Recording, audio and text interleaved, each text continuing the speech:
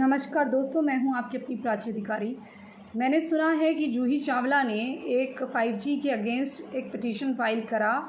उसकी सुनवाई अभी एक आध दिन पहले हुई और उन्होंने एक बेवकूफ़ाना हरकत करी, बेवकूफ़ी भरी हरकत करी, जिसमें उन्होंने जो कोर्ट के सेशन का यानी कि प्रोसीडिंग का लिंक था, यानी कि जो कोर्ट की सुनवाई थी उसका लिंक जो है उन्होंने पब्लिक प्लेटफॉर्म में डाल दिया, यानी कि ट्विटर वगैरह में डाल दिया, जिससे ये हुआ कि अनाप शनाप लोग जुड़ने लगे और उन लोगों ने जुड़कर जाहिलाना हरकत करी। वहाँ गाने शुरू कर दिए घूंघट की आड़ से, और दूसरा अन्य गाने भी गाने शुरू कर दिए, गंदे गंदे अभद्र भाषा बात करने लगे, जिससे जो कोर्ट का एक तरह से अवहेलना होती है और उसका कोर्ट की कार्रवाई में एक हनन डालने का यानी कि खलल डालने का एक कोशिश की जाती है। उस व्यक्ति को कई बार समझाया गया, लेकिन वो व्यक्ति जो था बार बार जोड़ रहा था, जूही चावला कहाँ हैं, जूही मैडम कहाँ हैं। अब आप सोचिए, एक महिला जो कि 84 में मिस इंडिया रही हैं, कम से कम 60 साल की होंगी, उनको इतनी अकल नहीं है कि वो किस तरह की बेवकूफ़ी भरी हरकत कर रही हैं। इस देश के एक तरफ तो वो कानून का सहारा लेने की बात कर रही हैं 5G की टेक्नोलॉजी को रोकने के लिए, जिससे ना जाने कितने अन्य कार्य हो सकेंगे, हमारे देश की टेक्नोलॉजी बढ़ेगी। और जहाँ टेक्नोलॉजी होती है उसके नफ़े और नुकसान दोनों होते हैं। अब ऐसे तो लोग कहेंगे कि परमाणु बम मत बनाओ, इसका बहुत नुकसान है, लेकिन सामने वाला देश बना देगा तो हम क्या करेंगे? हम यहाँ हाथ पे हाथ धर के बैठे रहेंगे? कई लोगों ने पोखरण का भी बड़ा वो करा था। कांग्रेस पार्टी के एक जो नेता, एक राजदूत थे जिनके बारे में मैंने आपको एक वीडियो में बताया था, वो साउथ अफ्रीका में काउंसलर थे। उन्होंने वहाँ से इसका विरोध कर दिया था। फिर उनको यहाँ बुलाया गया तो वो सीधे वाजपेयी सरकार के ऑफिस नहीं पहुँचे, पहले तो पहुँचे ही नहीं। उसके बाद उनको जब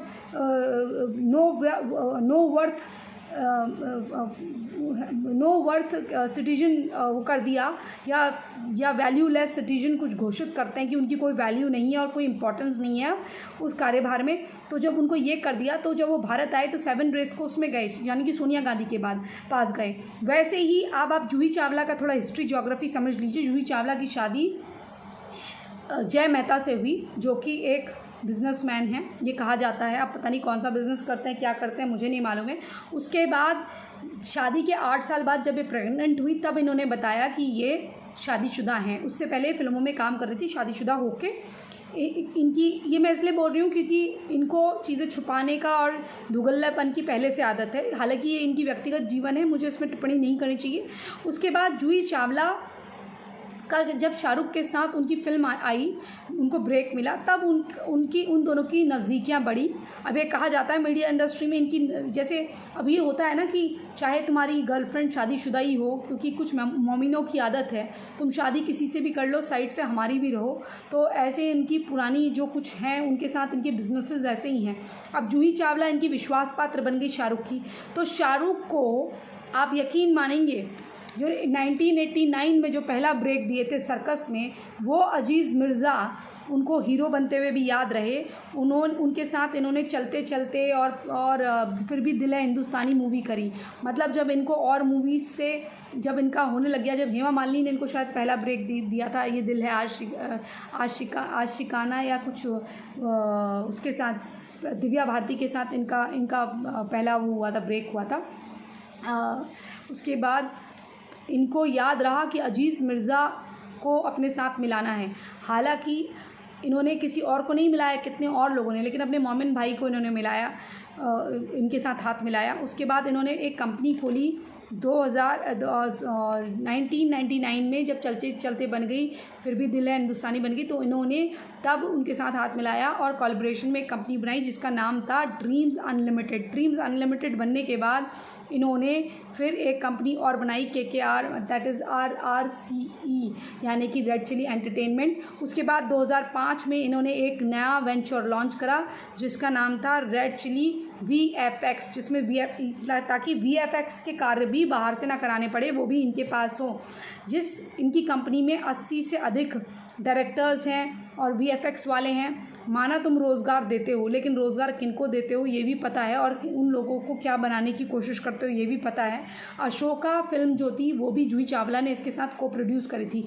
अब मैं ये बोलती हूँ आपसे, अब मैं सरकार से ये मांग करती हूँ, ये बताया जाए कि जूही चावला के कहाँ से फर्स्ट टाइम जब इन्वेस्टमेंट हुआ है तब तो इतना पैसा इन लोगों को फिल्मों में नहीं मिलता था, तो कहाँ से ये वीएफएक्स कंपनी खोलने का, कहाँ से ये इतने सारी चीज़ें खोलने का इनके पास ये पैसा आया है, और क्या इनकी इनकम के जितने भी सोर्सेज हैं इसके बारे में गवर्नमेंट क्यों नहीं जांच करती है? क्योंकि जूही चावला भी एक समय पहले दाऊद की बहुत क्लोज मानी गई है। हाँ, इनका भी बहुत दुबई आना जाना था, सारी हीरोइनों की तरह इनका भी दुबई आना जाना था। और अजीज़ मिर्ज़ा एक स्क्रीन राइटर भी हैं, डायरेक्टर भी हैं, और सईद अख्तर मिर्ज़ा जो है इनके बड़े भाई हैं, शायद बड़े भाई हैं। और अनहद नाम का इनकी बेटियां, इनके घर की बेटियां, या इनके बड़े भाई की बेटी या छोटे भाई की बेटी जो है, या इनकी बेटी है, वो कौन है मुझे नहीं मालूम, वो एक अनहद नाम का एनजीओ चलाती है। ये अनहद नाम का जो एनजीओ है ये बहुत मज़लूमों की, गरीबों की बड़ी सहायता करता है। जैसे बांग्लादेशी, रोहिंग्या जिनके पास रहने को नहीं है। अभी आपने एक है ना वो जो चला रहा था ज़कात फाउंडेशन, उन सब के साथ ये मिलजुल के काम करते हैं। तो आप समझ रहे होंगे मेरा इशारा क्या है। तो ऐसे लोगों से ज़रा सावधान रहें। और जूही चावला ने तो जितना नाम कमाया उतना डुबा लिया बुढ़ापे में। तो इनको इतना चैन होना चाहिए, इतनी समझ होनी चाहिए कि जो गद्दारी है वो ज़्यादा दिन नहीं टिकती, और जो चोरी है वो पकड़ी जाती है। ये जिसकी गुर्गी बन के, जिस जिहादी की गुर्गी बन के फिर रही है, और ये भी हो सकता है अंदर से जिहादन ही हो, क्योंकि इसका हुलिया आप देखिए, ये आधी जिहादन ही लगती है। जो जितने भी इनके साथ है ना, इन्होंने गुर्गे पाल रखे हैं, ये इनको यूज़ एंड इस्तेमाल करके इनको जो है अपने साथ रख रखा है। बॉलीवुड का दस्तूर है, किसी को तो बढ़ने देते नहीं है। ये वही शाहरुख है जिसने कभी सुशांत को नहीं बढ़ने दिया, जिसने कभी कार्तिक आर्यन को नहीं बढ़ने दिया। ये वही सलमान खान है, ये वही पूरा गैंग है। चाहे कितना भी लड़ जाता है, लेकिन आपस में ये फिर एक हो जाते हैं। ऐश्वर्या राय की जब शादी हो गई इससे, अभिषेक बच्चन से, क्योंकि उसे पता था कि इसके अलावा और किसी से करूँगी तो बचूँगी नहीं, तो जब उसने उससे शादी कर ली तो हमको लगता है कि वो बड़ा कहता है नहीं। आज उससे किसी ने पूछा कि ऐश्वर्या आपके लिए क्या है, तो बोलता है अभिषेक की वाइफ और कुछ नहीं, अभिषेक की वाइफ है। वो इतना महान नहीं है, कभी अभिषेक की ढंग की मूवी नहीं आने दी, उसको ढंग का ब्रेक नहीं मिलने दिया, ठीक है। वो एक सुपरस्टार का लड़का था, लेकिन फिर भी उसको उसकी चीज़ें वो करवा दी। अब आप सोचते हैं अर्जुन कपूर को देख लीजिए। अर्जुन कपूर ने इनसे पंगे लिए, पहले तो उसकी बहन को छोड़ दिया, अर्पिता को, उसके बाद इसका ये मलाइका के साथ अफेयर हो गया। तो अर्जुन कपूर के साथ भी ऐसे ही करता है, उसके साथ भी उसका करियर भी डगमगाते रहता है, उसके साथ भी इसका छठी का आंकड़ा है। जबकि उसने कहा था मैं तुम्हारी वाइफ से बात नहीं करूँगा, तुम्हारी वाइफ मेरे घर के आगे खड़ी है, इसे ले जाओ। बाद में उसने खुद ही डिवोर्स दे दिया। वो अच्छा करा, उसने खुद ही डिवोर्स दे दिया, क्योंकि वो खुद लौंडियाबाज था, लड़कीबाज वो खुद था। मलाइका अरोड़ा जैसी भी हो, वो भी कम नहीं था। उसके जब वो मार वार खाती थी, कई चीज़ें मैं आपको बोलती हूँ ना, कई बड़ी एक्ट्रेसेस भी होती मार खाती, मैं उसका कोई पक्ष नहीं ले रही हूँ। लेकिन अच्छा है ना कि हिंदुइज़्म में लौट गई, भले ही वो कुछ भी फॉलो करती हो, लेकिन अब वो उसके साथ लौट गई, चाहे वो छोटा हो बड़ा हो, कितना छोटा है उससे।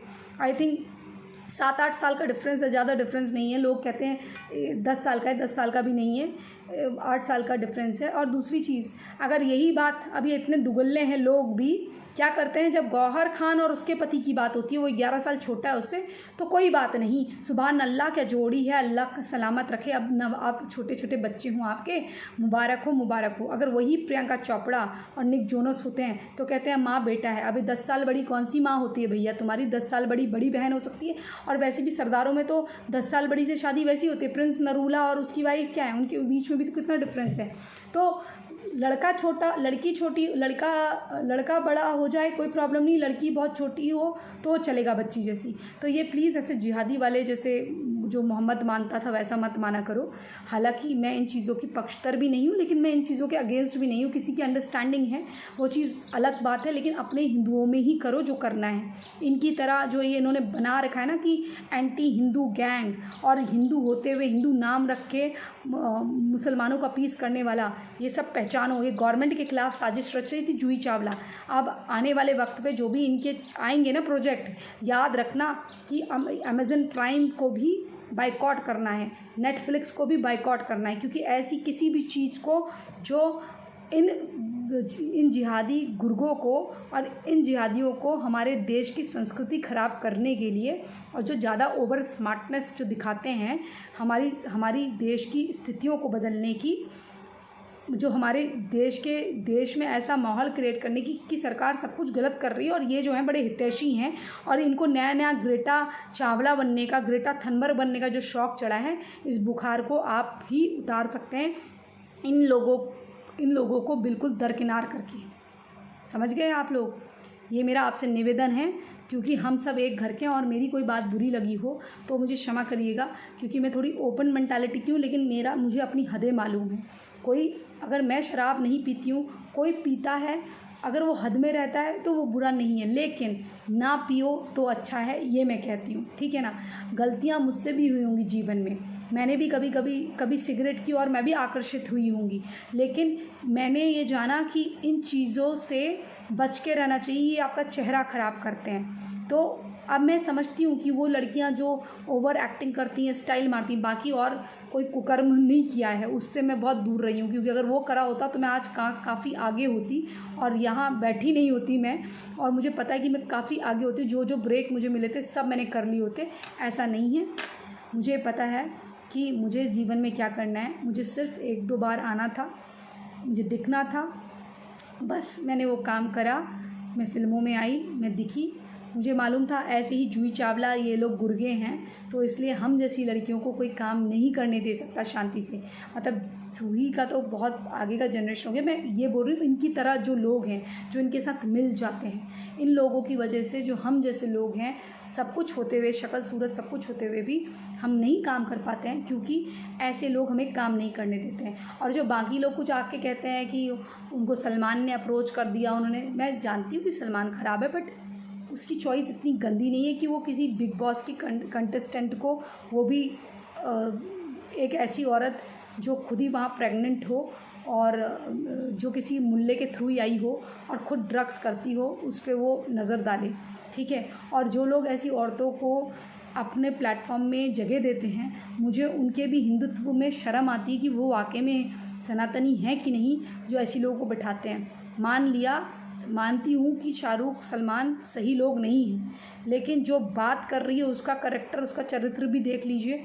मैं किसी के चरित्र पे हनन नहीं कर रही हूँ, लेकिन जाके देख लीजिए कि इतने अच्छी चरित्र वाली औरत वहाँ बैठ के पेशाब कर रही थी, और इतने अच्छे चरित्र वाली औरत का 2 साल पति उससे बात नहीं कर रहा था, और कहा जाता है कि वो वहाँ प्रेग्नेंट थी, इसलिए उनको शो से निकाला गया।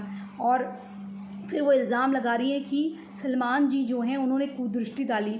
सलमान की 3rd क्लास जो गर्लफ्रेंड रही है ना, वो भी हूर की परी रही है। वो जिहादी है, उसके पास पैसा है, वो कोई सड़क का असलम नहीं है। सड़क का असलम नहीं है कि किसी भी रंग रूप की औरत को वो अपना ले। उन लोगों को फ्रेश सब कुछ मिल जाता है उधर ही। ठीक है? उनको जब उनके पास पैसा है, सब कुछ है फेंकने के लिए, वो तुम पे काहे को डोरे डालेंगे भैया? वो काहे को डालेगा तुम पे डोरे? उसके पास हरम पड़ा हुआ है पूरा, खूबसूरत लड़कियों का, कंवारी सुंदर लड़कियों का हरम पड़ा हुआ है। ठीक है ना? अब मैं तुम्हारी तरह कुछ बकवास नहीं करना चाहती हूँ, लेकिन जो ऐसी औरतें हैं इन पे भी यकीन मत करा करो। और जो सीता माता को एक शो चल रहा था सुदर्शन का, उसमें सीता माता की तुलना सनी लियोनी से करने वाली, गंदी औरतों से उनकी तुलना करने वाली वो औरत आपको अगर हिंदुत्व का पाठ पढ़ाती है, जिससे मेरी खूब भयंकर लड़ाई हुई और मैंने उसको इतना झाड़ा था उस वक्त, वो औरत कहती है मेरी सही टाइम पे शादी हो गई। अरे वो आंटी, अब कोई तो 20 साल की तो होनी जाएगी, तू बड़ी है, ये सबको पता है। मुझे ये यकीन है कि 12-13 साल तो तू मुझसे ही बड़ी होगी। ठीक है ना? इसलिए तू छोटी बच्ची बनने की कोशिश मत कर। दीदी है तो दीदी रह अब। ठीक है? ज़्यादा छोटी बनने की कोशिश मत कर। कोई तू हमारे संगठन का हिस्सा नहीं है कि तू सीधे अब संगठन में घुसने की कोशिश करो, क्योंकि ऐसे लोग, मैंने एक बार सपना के लिए भी कहा था, अगर ऐसे लोग घुसते हैं संगठन में तो फिर मुझे आउट समझिए, क्योंकि अगर ऐसे लोग हिंदुत्व का चेहरा हैं तो फिर मुझे कोई काम करने की ज़रूरत नहीं है, क्योंकि फिर ऐसे हमारा मनोबल टूटता है, क्योंकि हम इन लोगों की गंदगी की वजह से बाहर आ रहे हैं, और ये लोग फिर यहाँ आके सनातन के नाम पे गंदगी फैलाएंगे, बाहर आके ढकोसला करेंगे, 900 चूहे खा के बिल्ली हज को चली करेंगे, तो ये मैं बर्दाश्त नहीं कर सकती हूँ। और इन लोगों को आप सुनना बंद करिए, चाहे किसी भी बड़े यूट्यूबर के साथ आए। मैं उन लोगों की भी नीयत पे शक उठाती हूँ कि आप कैसे कैसे लोगों को लेकर आते हो सकता है आपकी क्लासमेट रही हो या आपकी जान पहचान की रही हो, उनका चरित्र तो देख लो। जो ये कहा जा रहा है कि जो खुद 2 बच्चों को छोड़ के डिस्को थक जा रही हो, नाइट क्लब जा रही हो 2 बच्चों को छोड़कर। मैं नाइट क्लब को बुरा नहीं मानती हूँ, ठीक है, लेकिन मैं नहीं जाती हूँ, वो बात अलग है। I am not a party person. अगर मुझे, जब तक मेरे प्रोफेशन की पार्टी ना हो, प्रोफेशन की पार्टी इन द सेंस अगर मुझे हायर करा गया पार्टी के लिए कि आप पार्टी में आइए एज अ चीफ गेस्ट, तब मैं जा सकती हूँ, तब वो मेरा प्रोफेशन है। अच्छी तरह से इज़्ज़त से जाऊँगी, ग्लैमरस बन के इज़्ज़त से आऊँगी। लेकिन कोई अगर वहाँ ड्रग करने जा रहा है, पार्टी में मुल्लों के साथ डांस कर रहा है और वो मुल्ला कोऑर्डिनेटर इनको बिग बॉस में पहुँचा रहा है, तो आप ऐसी औरतों का यकीन मानेंगी? फिर आप ये पता चल रहा है कि 2 साल से इनके पति से इनका तब कांटेक्ट ही नहीं है, और तब उन 2 सालों में, नहीं तो क्या होता, पति मिलने नहीं आता बिग बॉस में, तब 2 सालों में वो पति, वो 2 सालों में कोई कह रहा है कि किसी से प्रेग्नेंट हो गए हैं, तो वहाँ से शो से निकाला गया है। और इतनी इस तरह की शक्ल में, पहले तो कह रही है कि जब डिबेट्स में आ रही है तो लिख रही है अभिनेत्री, हम कह रहे हैं अभिनेत्री नहीं है, हमने डांट के बोला है अभिनेत्री थोड़ी ना, प्रतिभागी हैं। तब जाके अब नाटक कर रही है कि मुझे कोई अभिनेत्री नहीं बनना। अभिनेत्री नहीं बनना तो भैया वो छोटे मोटे लोकल वीडियोज़ क्यों बनवा रही थी अपने, उसमें ही तुम दादी अम्मा लग रही थी, इतनी मैच्योर तुम उसमें लग रही थी। मुझे तो शक है कि मुझे पता है कि तुम जैसे लोग झूठी बोलते हैं।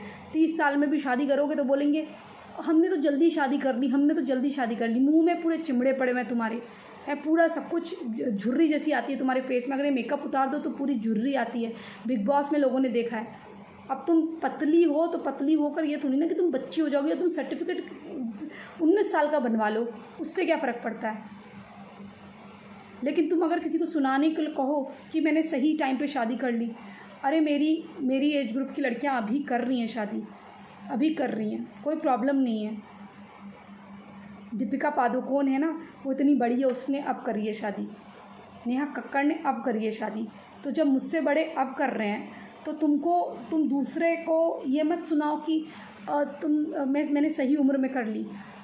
अगर कोई मुझे टॉन्ट कर रहा है, कोई 19 साल की लड़की मुझे टॉन्ट कर रही है, तो उसकी बात का मैं जवाब देते हुए बोलती हूँ कि वो ऐसा बोल रही है कि आपकी शादी नहीं होगी। जैसे कोई मैं 40-50 साल की हो गई हूँ, वो ऐसे बात कर रही है बच्ची, वो लड़की, तो मैं उसकी मेंटालिटी को लेकर वो बात कर रही थी। पर इसका मतलब ये नहीं है कि हम अम्मा बन गए हैं, समझे।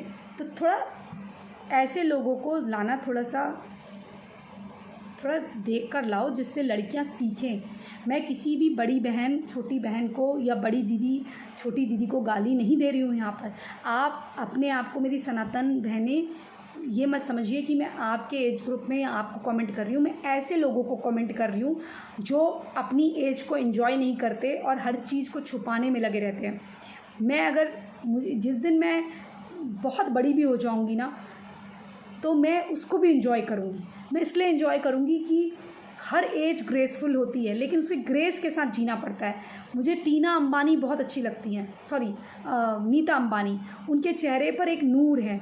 मुझे ऐसा लगता है कि जब मैं एज्ड हूँ तो मैं उनकी तरह एज्ड हूँ, और एक डिसेंसी और एक मासूमियत चेहरे पर रहे। मुझे ऐसा लगता है वो एक अच्छी माँ है, एक अच्छी पत्नी है, और एक कामयाब बिजनेसमैन की वाइफ है। और वो एक उदाहरण भी हैं कि उनके ससुर ने एक मशीन से, छोटी सी मशीन से, कपड़े के उद्योग से, छोटे से उद्योग से, पेट्रोल पंप पे काम करते हुए आज ये मकाम पाया। क्या हम लोग इतनी मेहनत करके आगे नहीं आ सकते? ये जूही चावला, ये इस तरह के जो लोग आते हैं दुगल्ले, ये जो बिग बॉस में ट्राई करते हैं, फिर वहाँ से बिग बॉस में क्यों गए थे? वो 20-30 हज़ार रुपये हफ्ते के लिए तुमको रखा गया लोकल कॉमनर के तौर पर।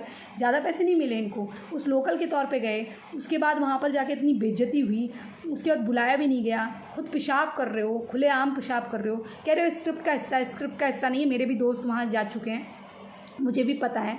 मेरे कुछ ऐसे डायरेक्टर्स हैं जो फिनेंस वगैरह काफ़ी चीज़ें करते हैं, काफ़ी चीज़ों में, तो मुझे भी पता है अच्छे बुरे लोग हर जगह हैं।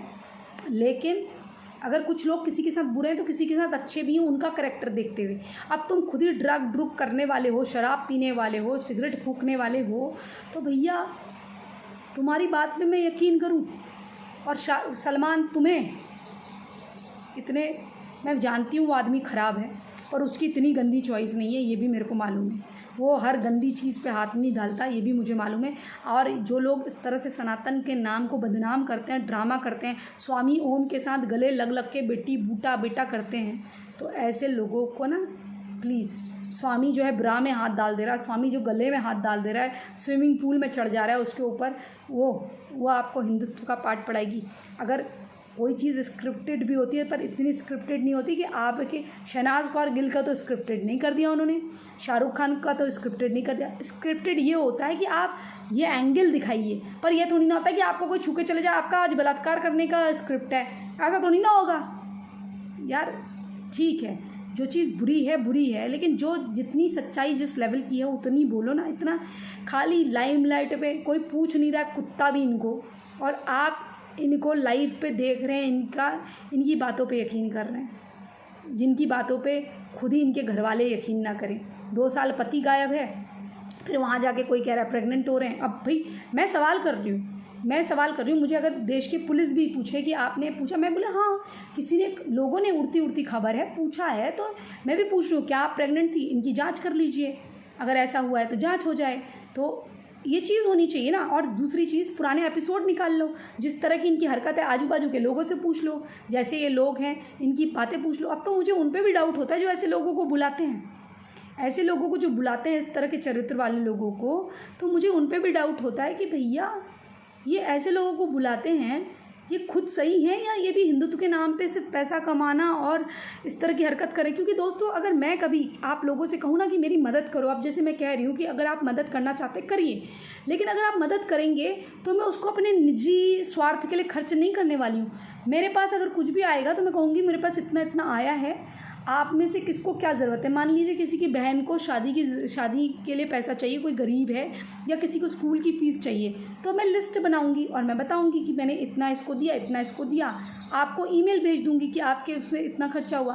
तो ये होना चाहिए, ऐसी चीज़ें होनी चाहिए। और अगर मुझे कहीं जाना है किसी का, मतलब कि कोई मान लीजिए कोई बंगाल में कोई कांड हुआ है और मैं कोई काम नहीं कर रही हूँ, अगर बंगाल में कोई कांड हुआ है, मुझे वहाँ जाना है, अपने लोगों को लेकर, एक दस्ते को लेकर जाना है, तो उसमें अगर खर्चा हो रहा है तो मैं आपको बताऊंगी कि ये इतना खर्चा इसमें हुआ है।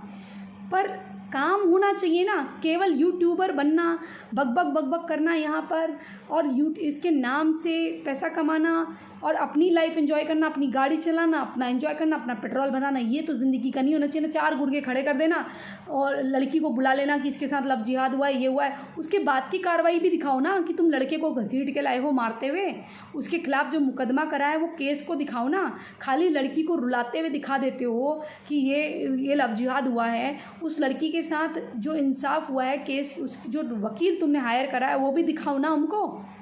बताओ ना तुम कहाँ गए हो। खाली उस मौलाना ने तुमको बुलाया, उसने चैलेंज दिया, वहाँ खड़े हो गए। भैया तुम केस की प्रोसीडिंग करते हुए दिखाओ ना, सारी चीज़ें दिखाओ ना। ये सब क्यों दिखा रहे हो? तुम ऐसी औरतों को वहाँ बैठा रहे हो अपने साथ कार में, तो मुझे तो डाउट है कि तुम्हारा क्या चल रहा है। तो ये चीज़ें बहुत ख़राब हैं और मैं इन चीज़ों को सपोर्ट नहीं करती, सॉरी। और ऐसी सिंपैथी कार्ड खेलने वालों को बिल्कुल नहीं, क्योंकि इनकी हरकतें पूरा हिंदुस्तान ने देख रखी है।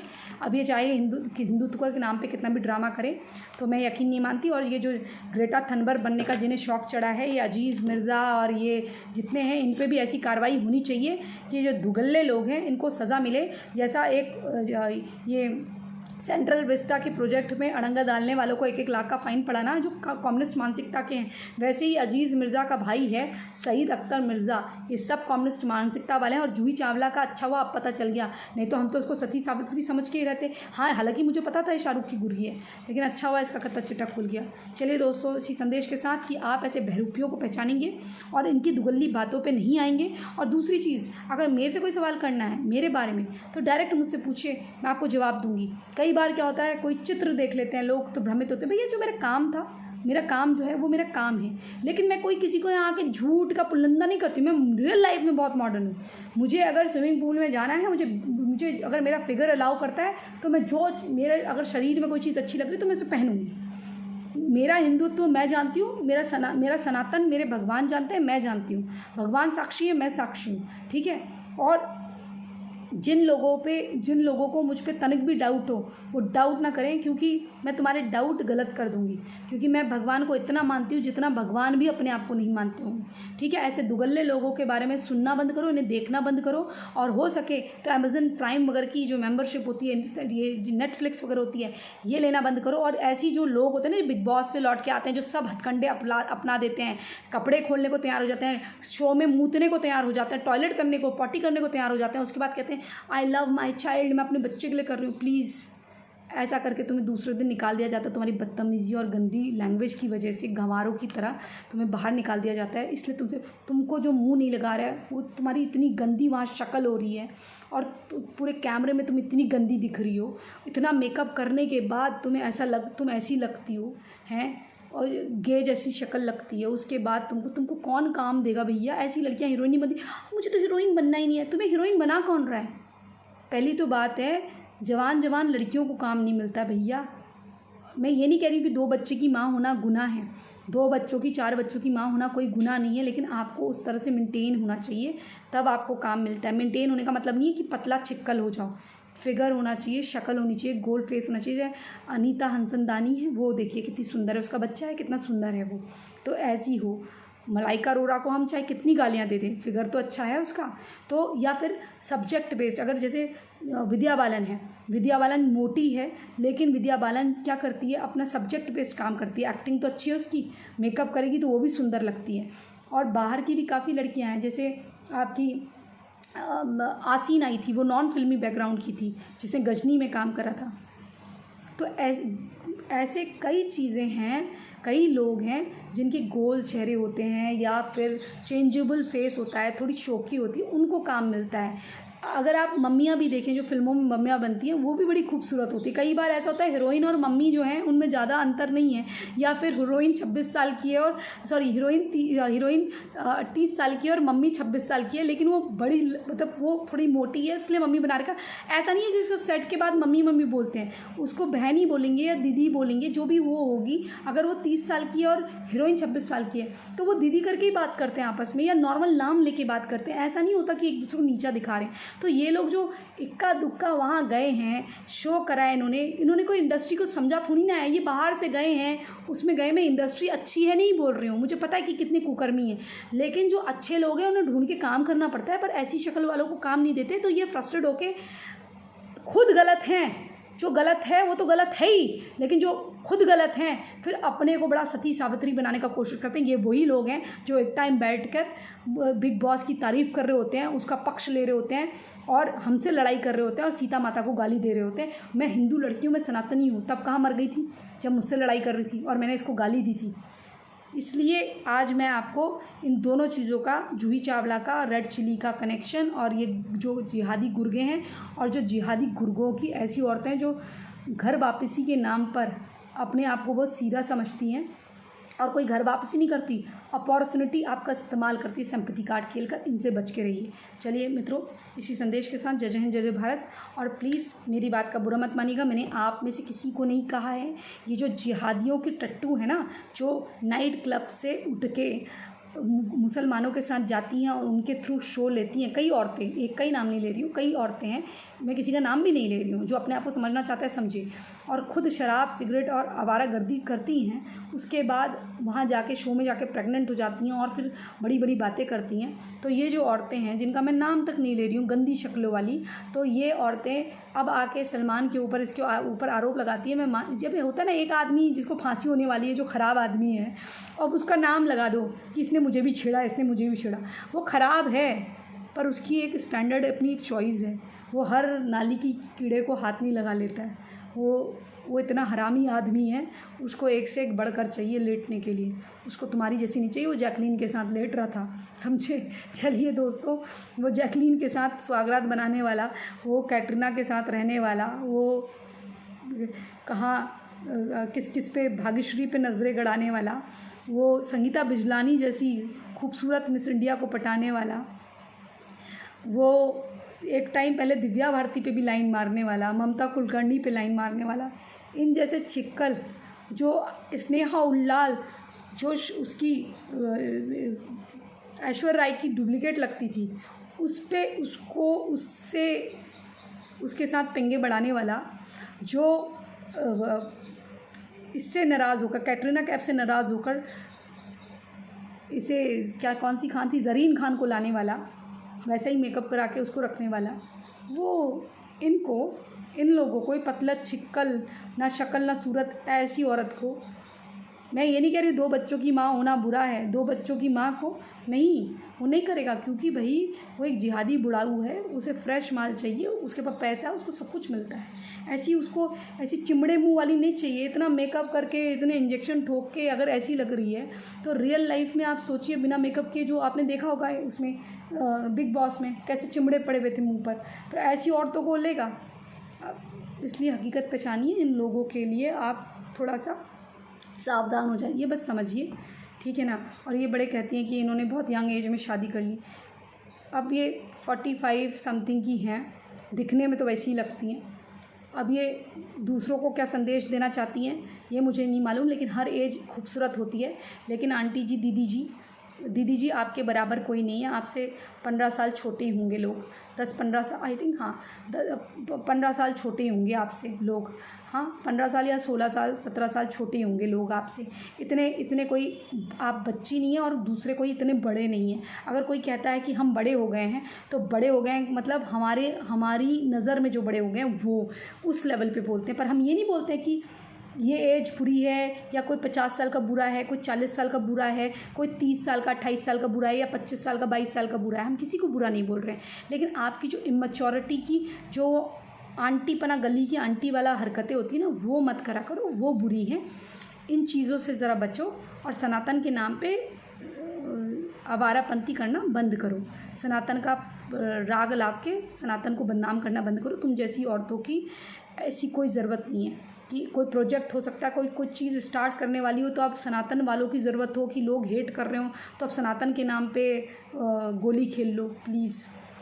तुम जैसों को मैं बहुत अच्छे से जानती हूँ। तुम जैसी औरतों की वजह से ही ये जो हरकतें थी सारी, कुछ ट्राई करने के बाद लोकल एल्बम ट्राई कर ली, कहाँ ट्राई कर लिया, उसके बाद अब जब कहीं कुछ नहीं मिला तो फिर बैक टू अपने वही पुराने वाले बिज़नेस में, और उसके बाद फिर सनातन का नाम अलापना, फिर एक तरह से कहना मैं किसी मुसलमान की बुराई नहीं कर रही हूँ। तो फिर तुम क्या करने आई हो यहाँ पर, समझिए आप। इसीलिए इसी संदेश के साथ इन लोगों को पहचान लिए और समझिए कि ये कैसे लोग हैं।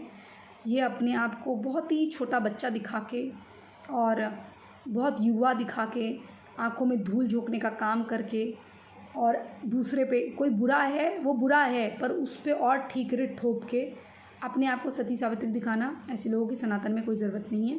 और ना हमको ऐसे लोगों से पिघलना चाहिए। और ये जिनकी दोस्तें हैं उनको ही देख लो, वो कितने बड़े हैं, तो खुद ही समझ जाओ ये कितनी बड़ी है। तो झूठ बोलना, ये सब जिनको इतना कॉम्प्लेक्स है, उनके बारे में आप खुद ही सोच लो। इनकी शक्ल देखो और हमारी शक्ल देखो। इसी संदेश के साथ कि आप झूठे लोगों को हमारे सनातन का मजाक और इस्तेमाल नहीं करने देंगे।